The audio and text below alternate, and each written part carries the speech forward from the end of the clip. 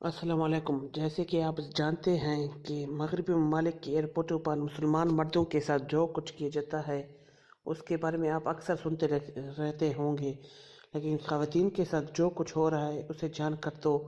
شاید آپ یقین ہی نہیں کر پائیں گے کہ یہ بھی ممکن ہے۔ امریکہ کے ایک ایئرپورٹ پر سیکیورٹی چیکنگ کے نام پر ایک مسلمان لڑکی کے ساتھ جس بے حیائی کا مظاہرہ کیا گیا وہ اس سلوک کی تازہ ترین مثال ہے۔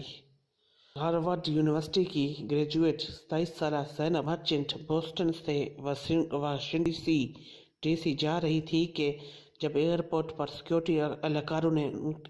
تلاشی کے نام پر ان کا انڈرویئر تک اتروا دیا۔ زینب نے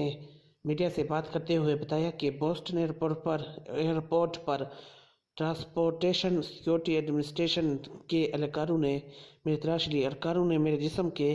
پوشیدہ حصوں کو بھی چھوا اور کہنے لگے کہ مزید تفصیلی تلاشی کی ضرورت ہے اور مجھے انڈرویئر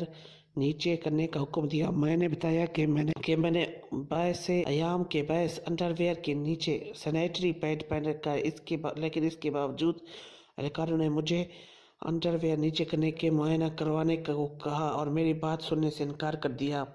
انسانی حقوق کے لیے کام کرنے والے ادارے کا کہنا ہے کہ دیگر بے شمار مسلمانوں کی طرح غالباً زینب کا نام بھی خصوصی واچ لسٹ میں ڈال دیا گیا ہے، جس کے باعث انہیں بار بار سیکیورٹی کے چیکنگ کے لیے روکا جاتا ہے اور اس دوران ان کے ساتھ ایسی حرکات بھی کی جاتی ہیں جن کا کسی عام مسافر کے لیے تصور بھی نہیں کیا جا سکتا۔ یونین کا مزید کہنا ہے کہ جب اس ضمن میں ڈپارٹمنٹ آف